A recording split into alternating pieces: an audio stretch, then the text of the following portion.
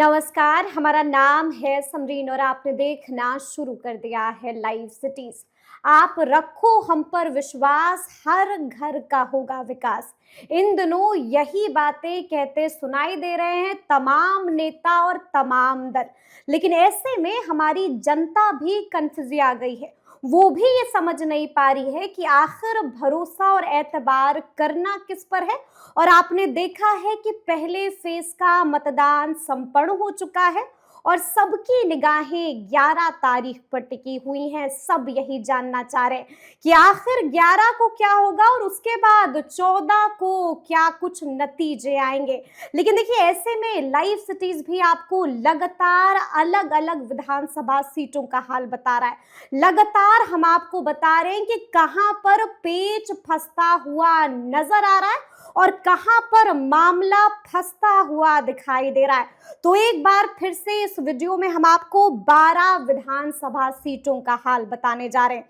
देखिए, पहली सीट गया है, दूसरी सीट गोविंदपुर है, तीसरी जहानाबाद, चौथी अरवल, पांचवी सुपौल, छठी सीट शिवहर की सीट है, सातवीं बाजपट्टी की सीट, आठवीं बेलसंड की सीट, नौवीं मोतिहारी की सीट होगी, 10वीं दिनारा की सीट, 11वीं होगी दमदाहा की सीट और 12वीं होगी रुपौली की सीट। तो आइए फिर बिना देरी के इस चर्चा की शुरुआत करते हैं और एक बार फिर से इस मुद्दे पर सीधी बातचीत करने के लिए हमारे साथ सीनियर जर्नलिस्ट ज्ञानेश्वर जी हैं।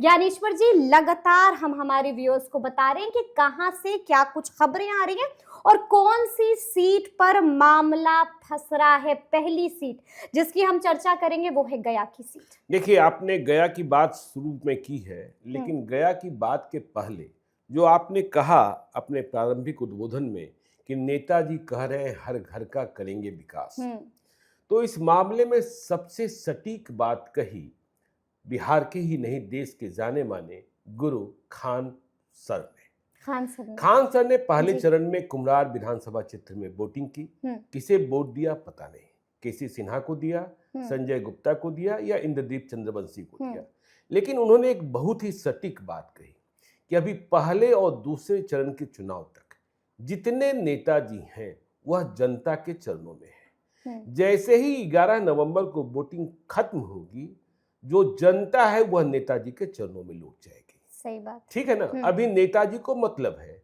अभी नेताजी लाट साहब नहीं बन सकते हैं, लेकिन 11 नवंबर के बाद वह फिर से लाट साहब ही बन जाएंगे। तो यह तो पूरे तौर पर जो हमने समझा है और जो राजनीति का ट्रेंड रहा है यही होता है। अभी तो हाथ भी जोड़ रहे हैं, पैर भी पकड़ रहे हैं, सब कुछ सुन रहे हैं। चलिए गया विधानसभा क्षेत्र की बात करते हैं, मगध की राजधानी। और गया कितना प्रसिद्ध है, ठीक है, गया का नरसा मोक्ष चाहिए। हाँ, तो गया जी जाना ही होगा। तो देखिए, गया में डॉक्टर प्रेम कुमार भारतीय जनता पार्टी के उम्मीदवार और कितने चुनाव से चुनाव जीत रहे हैं, मंत्री भी बन ही जाते हैं, भाजपा के एक प्रमुख चेहरे हैं। इस बार उनका टिकट कटते कटते या यूं कहें कि कट गया था। जब खबर ये आई कि नंदकिशोर यादव का टिकट कटा तो खबर ये भी आ रही थी कि डॉक्टर प्रेम कुमार का टिकट भी कट गया। लेकिन जब अंतिम में सूची जारी हुई तो नंदकिशोर यादव तो कटे हुए थे, डॉक्टर प्रेम कुमार को फिर से मिल गया था। चंद्रवंशी राजनीति इसमें काम आई, ठीक है। हाँ। तो डॉक्टर प्रेम कुमार आखिरी चुनाव लड़ रहे हैं, अंतिम चुनाव लड़ रहे हैं, और उनके सामने कांग्रेस के मोहन श्रीवास्तव हैं जो डिप्टी मेयर भी रहे हैं। तो देखिए, प्रेम कुमार का चुनाव 2025 में कठिन है, लेकिन क्या मोहन श्रीवास्तव हरा देंगे?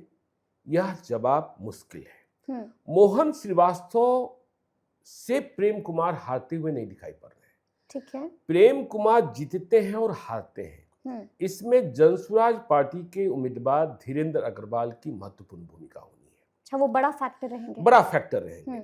धीरेन्द्र अग्रवाल की भी उम्र हो गई है, वह सांसद भी रहे हैं, ठीक है, चतरा से चुनाव जीते थे और अच्छे घराने से, साफ सुथरी छवि है, और इस उम्र में भी वह अथक प्रयास कर रहे हैं, ठीक है ना। तो धीरेन्द्र अग्रवाल को कितना मत आता है, ठीक है ना। धीरेन्द्र अग्रवाल को अधिक मत आया क्योंकि धीरेन्द्र अग्रवाल जो मत काटेंगे वह शहरी क्षेत्र का अधिक होगा और इसका नुकसान प्रेम कुमार को होगा। बिल्कुल। तो मोहन श्रीवास्तव मुकाबले में कितने करीब पहुंच पाएंगे, करीब पहुंचकर हार जाएंगे या जीत ही जाएंगे, यह तय होगा धीरेन्द्र अग्रवाल से। धीरेन्द्र तो अग्रवाल से। प्रेम कुमार ने भी नजर बना रखी है कि मोहन श्रीवास्तव नहीं, असली चुनौती जो है वह धीरेन्द्र अग्रवाल। धीरेन्द्र अग्रवाल कितना अच्छा करते हैं, कितना खराब करते हैं। प्रशांत किशोर का एक वोट बैंक तो खड़ा हो ही गया है, और जो बार बार हम बात कर रहे हैं, पहले चरण के बाद इस बात की चर्चा और भी ज्यादा हो गई है कि जेन जी इस चुनाव में महत्वपूर्ण भूमिका का निर्वहन कर रहा है। यदि महिलाओं का विश्वास नीतीश कुमार और नरेंद्र मोदी के साथ कायम है तो जेन जी डिवाइडेड है। उसे रोजगार की बात ज्यादा समझ में आ रही है, लेकिन रोजगार कौन देगा? किसके वायदे पर ज्यादा भरोसा करें? पलायन कौन रोकेगा? तेजस्वी यादव भी हैं, प्रशांत किशोर भी हैं, और नीतीश कुमार का वह वचन कि 1 करोड़ रोजगार और नौकरी देंगे। तो गया में प्रेम कुमार की लड़ाई मोहन श्रीवास्तव और धीरेन्द्र अग्रवाल से, यह बात बिल्कुल साफ है। ये बात बिल्कुल साफ है।